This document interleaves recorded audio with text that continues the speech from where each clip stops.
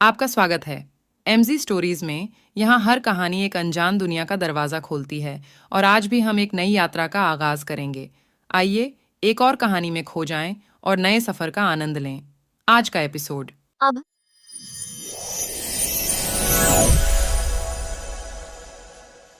एक तरफ कबीर और टीना ने लव लाइफ को एंजॉय कर रहे थे। तान्या और अर्थ एक कपल बनने की कोशिश कर रहे थे, लेकिन ध्रुवी, ये एक लॉन्ग डिस्टेंस रिलेशनशिप था। ये जानते हुए भी वो नक्श को बहुत मिस कर रही थी। उस रात अचानक नींद से ध्रुवी की आंख खुल गई और वो हौंफ रही थी। उसने बहुत बुरा सपना देखा कि नक्श जंजीरों से बंधा हुआ है और उसे बहुत चोट लगी है, जैसे अगले ही पल वो मर जाएगा। ध्रुवी ने टाइम देखा तो काफी रात थी। ये कैसा वाहियात सपना था? बोल, उसने अपना पसीना पोंछा।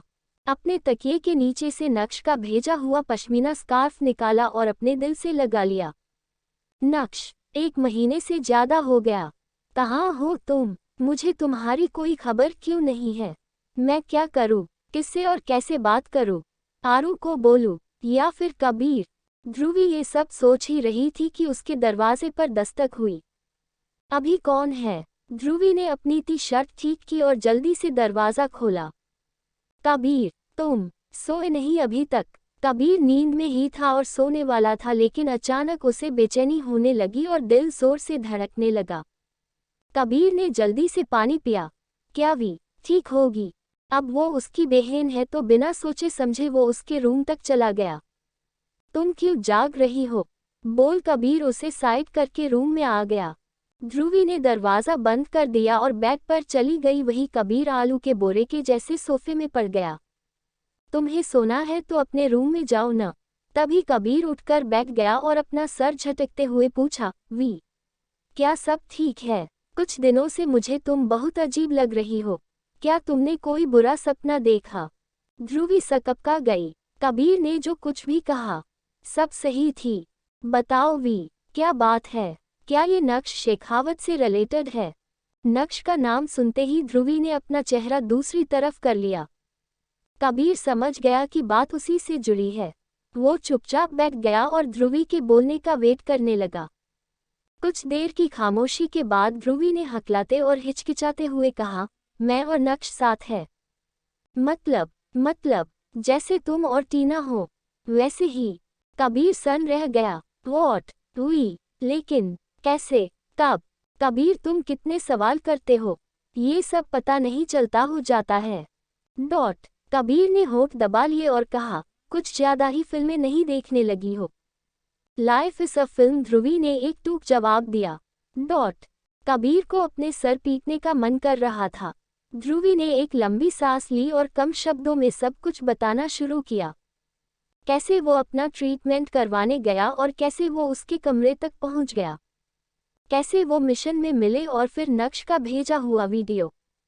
मुझे वीडियो दिखाओ, कबीर ने डिमांड किया। ध्रुवी ने आंखें छोटी कर ली और कहा, नो, वो पर्सनल है। क्या मैंने कभी तुम्हारी लवी डिवी मैसेजेस के बारे में पूछा? कबीर के कान लाल हो गए। उसने लंबी सांस ली और सोचने लगा। अगर नक्श सही नहीं होता तो डैड उसे गायब ही करवा देते, क्योंकि वो मॉम के अतीत का हिस्सा था। शायद उन बास्टर्ड्स शेखावत के लाइन से हटकर नक्श ने एक सही रास्ता चुना, इसीलिए ध्रुवी भी उसकी तरफ अट्रैक्ट हो गई। उद्धरण डॉट। तुम क्या सोच रहे हो? ध्रुवी ने पूछा। अचानक कबीर का ध्यान उसकी आंखों पर गया तो उसने पूछा, कहीं वो तुम्हें तुम्हारी आंखों के रंग के वजह से तो पसंद नहीं करता? ध्रुवी ने झट से ना में सर हिलाया और कहा, नहीं, उसे कोई फर्क नहीं पड़ता। अचानक ध्रुवी कूदकर कबीर के बगल में आ गई और कहा, 5 मिनट वाले बड़े भाई, नक्श को लोकेट करने में हेल्प कर दो। मेरा तरीका थोड़ा डेंजरस है, नहीं तो मैं खुद कर लेती। कबीर ने ध्रुवी के कान खींचते हुए पूछा, तुम क्या करती? मैं डायरेक्ट उनके मिलिट्री कैंप में घुस जाती। अरे आउच, मेरा कान छोड़ो। कबीर ने कान छोड़ दिया, लेकिन उसे कंधे पर मारा और कहा, मैं देखता हूँ, तुम कुछ मत करना। ध्रुवी ने हाँ में सर हिलाया, लेकिन कबीर को उस पर बिल्कुल विश्वास नहीं था। उसने दोबारा कहा तो ध्रुवी ने हाँ में सर हिलाया। कबीर के जाते ही ध्रुवी ने अपना लैपटॉप निकाला और अंडरवर्ल्ड की साइट पर एंटर किया। वहां उसने नक्श की फोटो को अपलोड किया और पता करने की कोशिश की इस चेहरे को आखिरी बार कहां देखा गया है। यहाँ दुनिया के हर कोने के छोटे से छोटे कैमरा का लिंक मिलता है। इसमें टाइम लगने वाला था तो इंतजार करते करते वो सो गई। जब अचानक ध्रुवी की नींद खुली तो सर्च पूरा हो चुका था और फोटोज थे। ध्रुवी ने अपनी आंखों को रगड़ा और चेक करना शुरू किया। कुछ का चेहरा नक्श जैसा था, पर वो था नहीं। ध्रुवी ने दांत पीस लिए और लैपटॉप बंद कर दिया। ये बेकार है, अब क्या करूं? क्या मैं कश्मीर जाऊं? सुबह हो चुकी थी। वो ब्रेकफास्ट के टेबल पर आते आते वो सोच ही रही थी। ध्रुवी ने कबीर को देखा और अधीर हो गई। कबीर ने भी उसे देखते हुए धीरे से कहा, पेशेंस।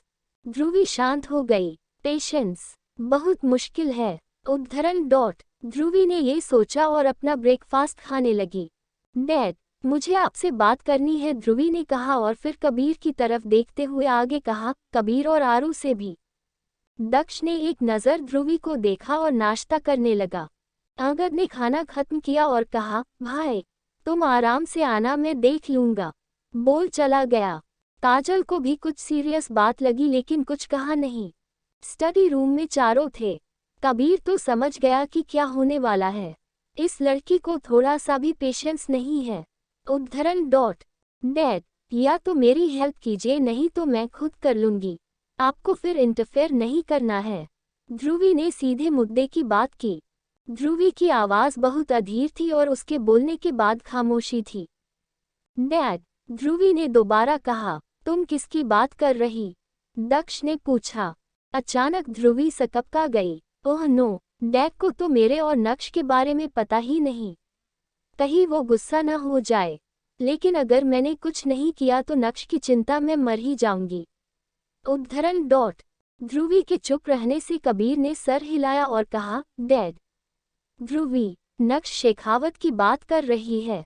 दोनों कपल है और नक्श की कुछ दिनों से खबर नहीं है तो वो हेल्प चाहती है, अगर नहीं तो वो खुद कश्मीर जाएगी। ध्रुवी को लगा उसका दिल बाहर आ जाएगा। उसने कबीर को घूरते हुए देखा जैसे कोई भूत। वही अर्नव आश्चर्य से खड़ा हो गया और लगभग चिल्लाते हुए कहा, व्हाट? ये कैसे हो सकता है? मुझे लगा नक्श स्मार्ट है। लेकिन ध्रुवी ने दांत पीस लिए और अर्नव को सोफे में पटक पर उसे मारने लगी। अर्नव के बच्चे, आज मैं तेरा कीमा बन दूंगी। वही कबीर भी ध्रुवी को रोकने की कोशिश करते हुए कहा, अरे रुको, उसे मारो मत, तुम्हारी गलती है। अचानक ध्रुवी ने पलटकर कबीर को भी सोफे में खींच लिया और दोनों को एक एक हाथ से पंच करने लगी। दक्ष मन ही मन हंसा और एक लंबी सांस ली और धीरे से कहा, ध्रुवी। ध्रुवी रुक गई।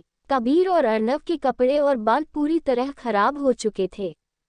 तुम दोनों जाओ, मुझे ध्रुवी से बात करनी है, दक्ष ने कहा। दोनों लड़के तुरंत चले गए। यहाँ बैठो, दक्ष ने कहा तो ध्रुवी उसके सामने बैठ गई।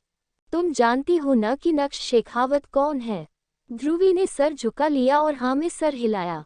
वो हमारे परिवार का दुश्मन परिवार जिसकी वजह से हम सब मर जाते। जब तुम दोनों पैदा भी नहीं हुए थे तो नक्श के पिता ने तुम दोनों के पैदा होते ही मारने की प्लानिंग कर ली थी।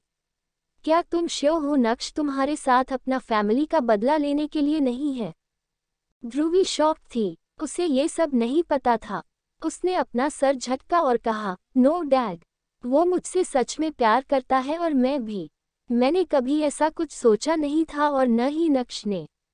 मुझे फंसाने के और मारने के बहुत तरीके थे। डैड प्लीज मेरी हेल्प कीजिए।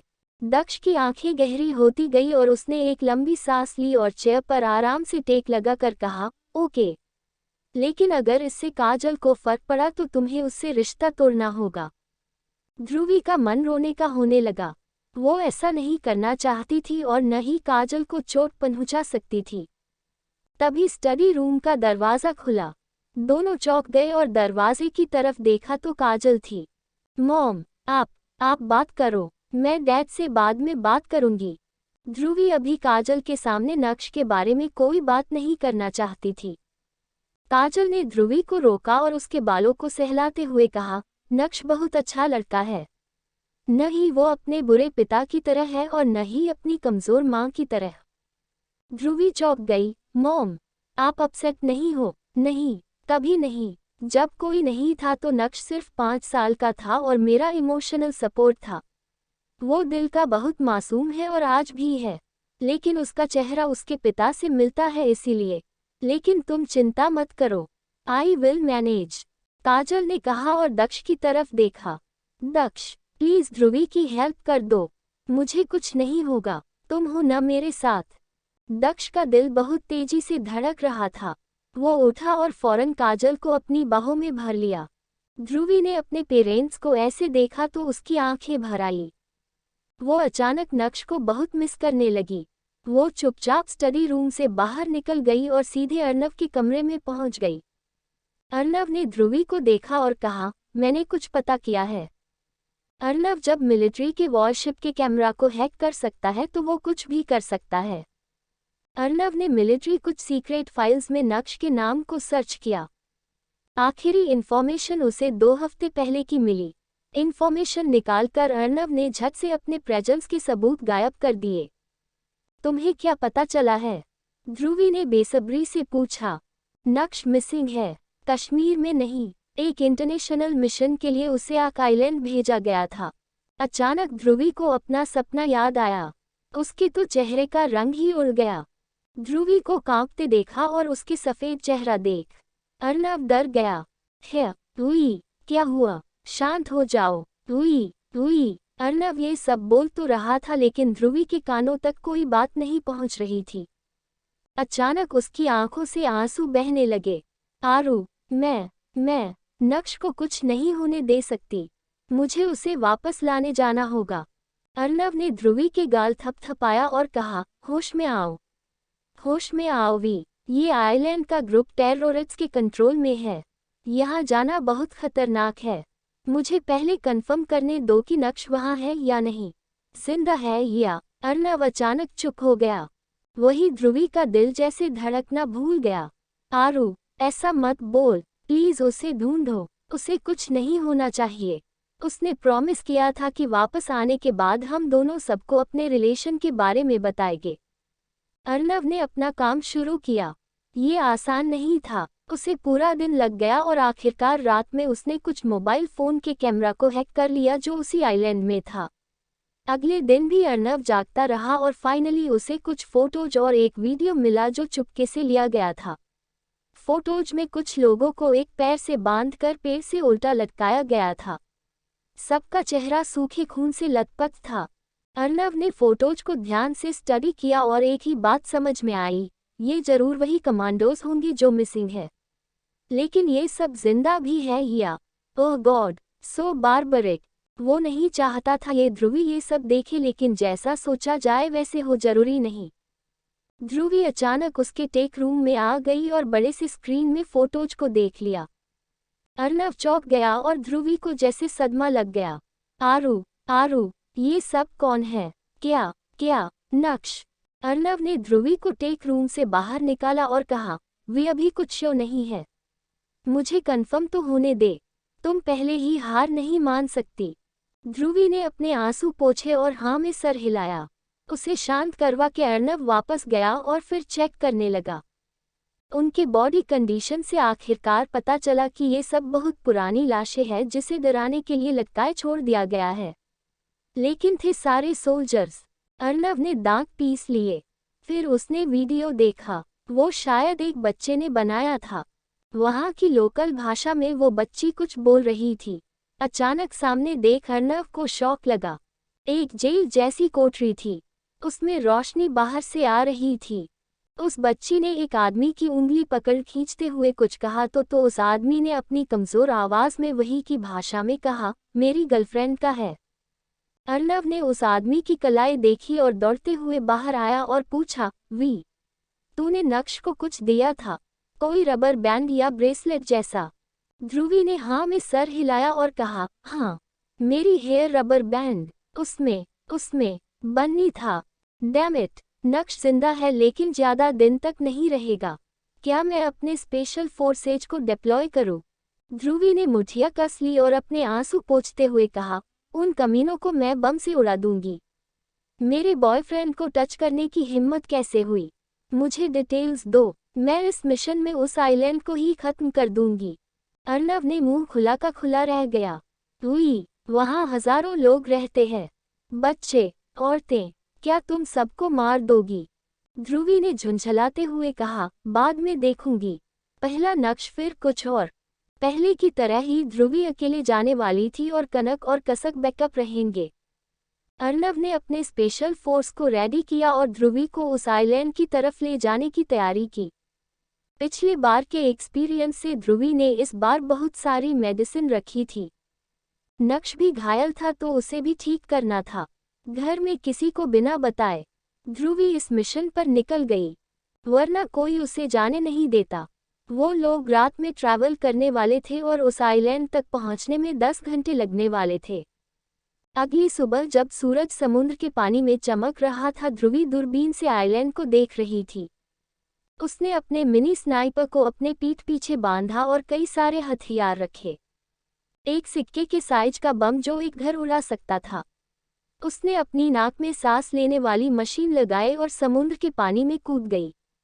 नदी के पानी में तैरना समुद्र के पानी में तैरने से ज्यादा आसान था। ध्रुवी ने इलेक्ट्रोमैग्नेटिक सूट पहना था जिसने समुद्र के बॉर्डर बीचे जाल को बर्बाद कर दिया।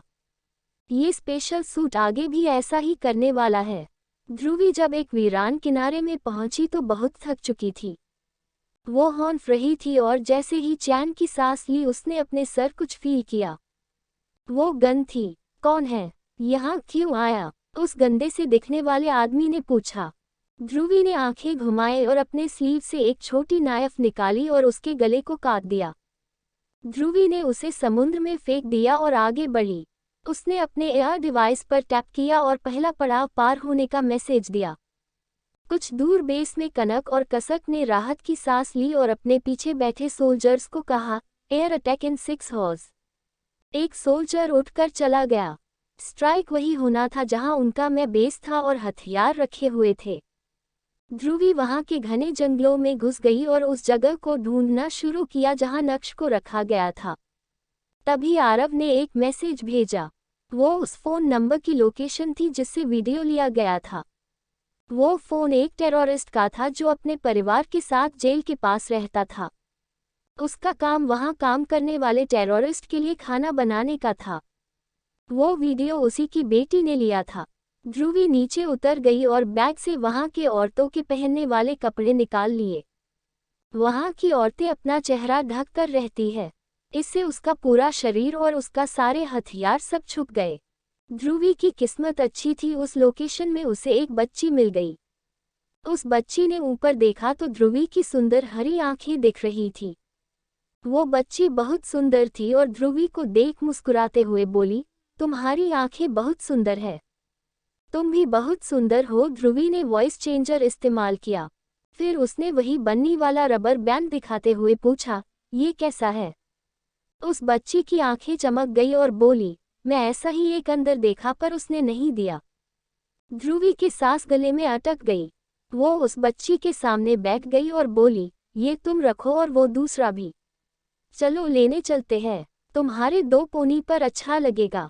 वो बच्ची तुरंत मान गई लेकिन फिर बोली, नहीं जा सकते, वहां जाना मना है, कोई और रास्ता है। उस बच्ची ने सोचते हुए कहा, हाँ, चलो। ध्रुवी ने बड़ी सावधानी से किसी की नज़रों में आए बिना चलती गई। उस मासूम बच्ची ने ये तक नहीं पूछा कि वो कौन है। यहाँ बच्चों को शिक्षा के नाम पर आतंक फैलाना ही सिखाया जाता है। उस बच्ची ने कई बार ध्रुवी को देखा और मुस्कुराई। ध्रुवी का दिल इस बच्ची के लिए बहुत दुखने लगा। बड़ी होकर इसके साथ भी वही होगा जो टेररिस्ट करते हैं या करवाते हैं। चलते चलते दोनों एक पगडंडी के रास्ते एक टूटे फूटे दरवाजे तक पहुंच गए। यहाँ से अंदर जा सकते हैं लेकिन तुम किसी से बात मत करना, ये सब अच्छे लोग नहीं हैं। ध्रुवी ने भावे सिकोड़ते हुए पूछा, कौन अच्छे लोग नहीं हैं? ये बन्नी वाला लड़का। उस बच्ची ने मुस्कुराते हुए न में सर हिलाया और कहा, मेरे बाबा के दोस्त सब। ठीक है, हम जल्दी से वो बन्नी वाला बैंड लेंगे और निकल जाएंगे, ध्रुवी ने कहा और सतर्क हो गई। अंदर के लोगों को जांचना जरूरी था। उसने अपने हथेली से कपड़े को थोड़ा सरकाया और कुछ बटन्स दबाए। ध्रुवी की आंखों के सामने घर के अंदर की सारी थर्मल एनर्जी दिखने लगी। ये सब उस लेंसेस का कमाल था जो उसने जंगल में ही पहन लिया था। अंदर ज्यादा लोग नहीं थे, लेकिन एक जगह पर बहुत सारे लोग जमा थे। ध्रुवी ने मुठिया कस ली और दांत पिसते हुए मन ही मन कहा, जितनी चोटें नक्श को लगी है न उसका 100 गुना बदला मैं लेकर रहूंगी। ध्रुवी की बढ़ती हॉट बीट को देखकर उसके पीछे पर अर्नव ने कहा, वी आराम से, गुस्सा मत करना। ध्रुवी ने कुछ नहीं कहा और आगे बढ़ने लगी। थर्मल एनर्जी को अवॉइड करते हुए वो उस कमरे तक पहुंच ही गई थी जहां जेल थे और कैदियों को रखा गया था। लेकिन परफेक्ट प्लानिंग में भी गड़बड़ हो जाती है। पीछे से किसी ने ध्रुवी की गर्दन पकड़ ली और उसे जमीन पर पटक दिया और बंदूक सर पर तानकर जल्दी में और गुस्से में कहा, कौन है तुम? अंदर कैसे आई? तभी पीछे से उस बच्ची के बाबा ने कहा, सर, वो मेरी बेटी है और ये कौन है नहीं पता। लेकिन वो बच्ची काफी बहादुर थी और उसने उस आदमी के पैर को धक्का मारते हुए कहा, हटो हटो, ये परी है, परी है। बच्ची के पिता ने उसे गोद में उठा लिया और साइड चला गया, लेकिन बच्ची चिल्लाती रही। उस आदमी ने ध्रुवी के बाल पकड़े और उसे उठाया। हल्की रोशनी में भी ध्रुवी की खूबसूरत आंखें उस आदमी को एक्साइट कर दिया। सुंदर है, बहुत। उसकी नज़र में हवस थी। ध्रुवी का मन किया उसकी आंखों नोच दे, लेकिन अभी पेशेंस बहुत जरूरी था। तभी और भी लोग हाथों में बड़े हथियार लिए आ गए। सबको निकालो, मरने का समय हो गया। एक ने जोर से चिल्लाया जैसे वो ही सबका लीडर हो। ध्रुवी का दिल जैसे मुंह को आ गया। लीडर, देखो देखो, कितनी सुंदर लड़की, आपके लिए लीडर। अचानक लीडर का ध्यान ध्रुवी पर गया। उसे भी उसकी हरी आंखें दिखी और उसके गंदे से चेहरे में हवस आ गई। इसको मेरे रूम में लेकर आओ, बोल लीडर अपने काम को अपने लोगों को दिया और अपने रूम की तरफ चला गया। पीछे से उसी आदमी ने ध्रुवी को बालों से खींचते हुए अपने लीडर के कमरे में फेंक दिया। दूसरी तरफ उन कमांडोज को एक एक करके बाहर निकाला जा रहा था। सबकी हालत मरने जैसे थी। वो हर देश से आए हुए बेस्ट कमांडोज की टीम थी, जिनके साथ उनके ही ऑर्गेनाइजेशन के कुछ लोगों ने धोखा किया और सब पकड़े गए, वरना उनको पकड़ना नामुमकिन था। उन्हें भी उसी तरह मार कर लटकाने का प्लान था। नक्श के चेहरा चोटों से भरा हुआ था और उसका एक पैर टूट गया था।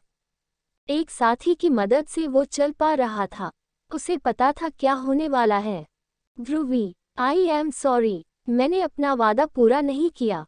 बस तुम मुझे भूलने की कोशिश करना। अगर पता रहता कि हमारा प्यार शुरू होते ही खत्म हो जाएगा तो मैं उस प्यार को अपने अंदर दबा लेता। I love you so much, good bye. उद्धरण. ये सब सोचते हुए वो लोग कई दिनों बाद रोशनी में आए। वही ध्रुवी को फेंक कर वो आदमी चला गया और कमरे में बस 2 लोग थे। चलो अपने कपड़े उतारो। ये तो सिर्फ ध्रुवी ने नहीं, अर्नव, कनक और कसक ने भी सुना। हुई, अब क्या? अर्नव ने पैनिक करते हुए कहा। ही विल डाई, ध्रुवी फुसफुसाए। ध्रुवी धीरे धीरे आगे बढ़ी और उस आदमी के पास पहुंच गई और अचानक एक बार उसकी कान के पीछे किया। वो आदमी सकपका गया और जब उठकर ध्रुवी को पकड़ने की कोशिश की तो लड़खड़ा कर गिर गया। उसके पैरों ने और पूरे शरीर ने काम करना बंद कर दिया, यहाँ तक कि वो बोल भी नहीं पाया। ध्रुवी ने उसी पलटा और कहा, उन कमांडोज के साथ क्या करने वाले हो? उस आदमी कुत्ते जैसे आवाज निकाल रहा था। उप्स, तुम बोल नहीं सकते। ध्रुवी ने उस आदमी के कमरे की तलाशी ली और कुछ नक्शे और पेपर्स मिले। अब ये काम के है या नहीं ये बाद में। फिर उसकी सारे हथियारों को निकाल लिया और उसका पॉकेट चेक करने लगी तो एक फ़ोन मिला और कुछ और पेपर्स। वो आदमी बेबस पड़ा हुआ था। अगले ही पल उसी के चाकू से ध्रुवी ने उसे मार डाला। उसने खिड़की से झांका तो शांति थी। मैं टाइम वेस्ट नहीं कर सकती। नक्श, बस तुम सांसें लेते रहना, मैं तुम्हें जरूर बचा लूंगी। उद्धरण. उसने दरवाजे पर अंदर नोक किया तो वही आदमी अंदर आ गया। तभी ध्रुवी ने उसे मार कर बेहोश किया और चाकू से मार डाला। उसने थर्मल सेंसर के हिसाब से सबको मार दिया और उस जगह पहुंच गई जहां सारे कमांडोज को घुटनों पर बैठाया गया था। वो सब सर झुकाए बस गोली चलने का वेट कर रहे थे। टेररिस्ट चाहे कुछ भी कर ले, उनसे कोई भी इंफॉर्मेशन नहीं निकाल सकते, तो उनकी डेड बॉडी को इस्तेमाल करना ज्यादा आसान था। ध्रुवी के ऊंचे टीले पर खड़ी थी जहां घनी झाड़ियां थी। बास्टर्ड्स, छोड़ूंगी नहीं सब, उद्धरण डॉट। फिर अपने एयरपीस में कहा, 15 मिनट में हेलीकॉप्टर आ जानी चाहिए। ध्रुवी अपने दुश्मनों को खत्म करने में एक पल का समय भी नहीं लगाती थी। एक स्ट्राइक और गेम ओवर। उसने अभी अभी वही किया। उसने अपना नकाब हटा दिया और अब वो अपने ब्लैक सूट में थी जो किसी मशीन से कम नहीं था। उसने अपनी प्यारी स्नाइपर निकाली और निशाना लगाकर एक टेररिस्ट को सर पर शूट कर दिया। गुस्से का लावा ध्रुवी के अंदर उबल पड़ा। कोई उसके नक्श को मारना चाहता, वो भी उसके सामने होते हुए। उस टेररिस्ट के गिरने से वहां हड़कंप मच गया। सब सकपका और इधर उधर देखने लगे। किसने गोली चलाया? तभी किसी को ध्यान आया, लीडर कहाँ है? तभी एक और लाश गिर गई, फिर दूसरी और तीसरी। डर से जो बचे थे वो यहाँ वहाँ फायरिंग करने लगे, लेकिन स्नाइपर से बुलेट्स तब तक फायर होती रही जब तक सारे 14 लोग मर नहीं गए। एक गोली से एक शॉट में ध्रुवी ने 2 को मार गिराया। ऐसा 2 बार हुआ। हर कमांडो के मारने के लिए एक बंदूक थी और अब सब गिरी हुई थी। वही जब सोल्जर्स को लगा कि गोलियां तो चली लेकिन वो मरे नहीं। अपनी एनर्जी को समेटकर सबने सर उठाया और एक दूसरे को देखने लगे। एक ने पीछे पलट कर देखा तो सब मरे हुए थे। तभी उसे दूर से काली आकृति दौड़ते हुए उनके पास आती दिखी। सभी घायल थे, इसीलिए उनकी मानसिक स्थिति भी थोड़ी अफेक्टेड थी। जो थोड़ा ठीक था उसने फौरन गिरी हुई बंदूक उठा ली। ध्रुवी ने हाफ मास्क पहना था और बालों को पोनी टेल में बांधा था। मास्क से उसकी हरी आंखें और लाल होठ ही दिख रहे थे। वही नक्श का तो पैर टूट गया था, लेकिन उसके बगल के साथी ने भी उसे बंदूक दी। वो एक पैर से भी लड़ सकता है। वो कौन है? एक ने कहा। क्या वो कोई लड़की है? पता नहीं, मेरा दिमाग काम नहीं कर रहा। हमें किसने बचाया? बचकर भी क्या? यहाँ से निकलने का रास्ता है कहाँ?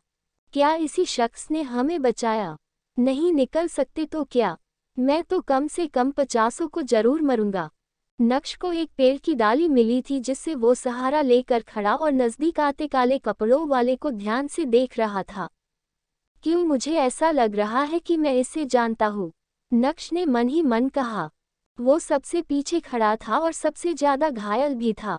ध्रुवी जैसे नजदीक पहुंची उस पर बंदूक तान दी गई।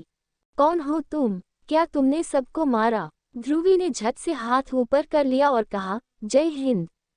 इन 2 सुनहरे शब्दों को सुनकर नक्श को भयानक बिजली का झटका लगा।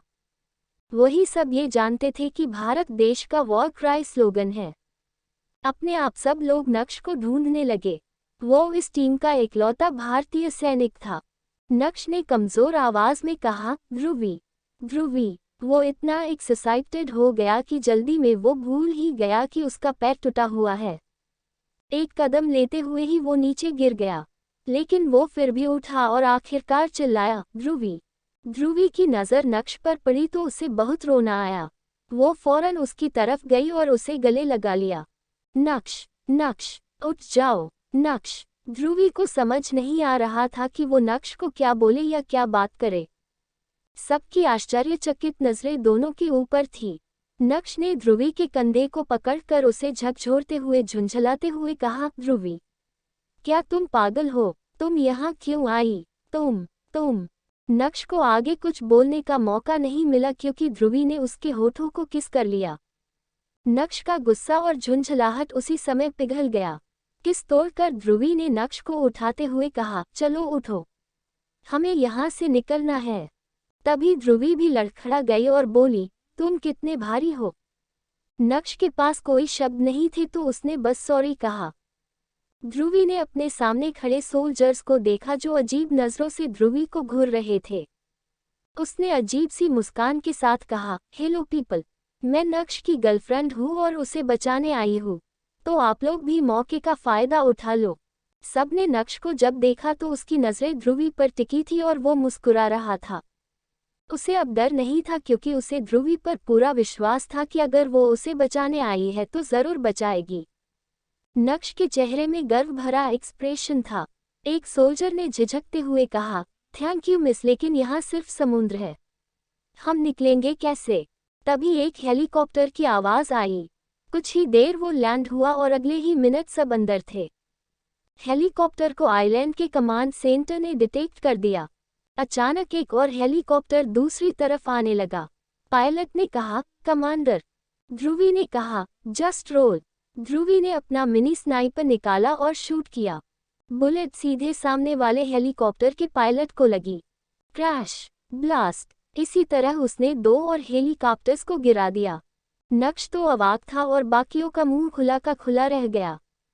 तभी ध्रुवी ने अपने कलाई की स्क्रीन पर कुछ बटन दबाया और आइलैंड का व्यू उसे दिखने लगा। वो ड्रोन था जिसे ध्रुवी ने वहां छोड़ा था। हेलीकॉप्टर उस आइलैंड की सीमा से निकल गया और उस ड्रोन को टेररिस्ट के मेन बेस पर सिक्के गिराने शुरू कर दिए।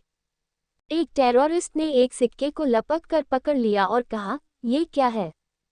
तभी उसने लाल बत्ती जली और एक भयानक ब्लास्ट हुआ।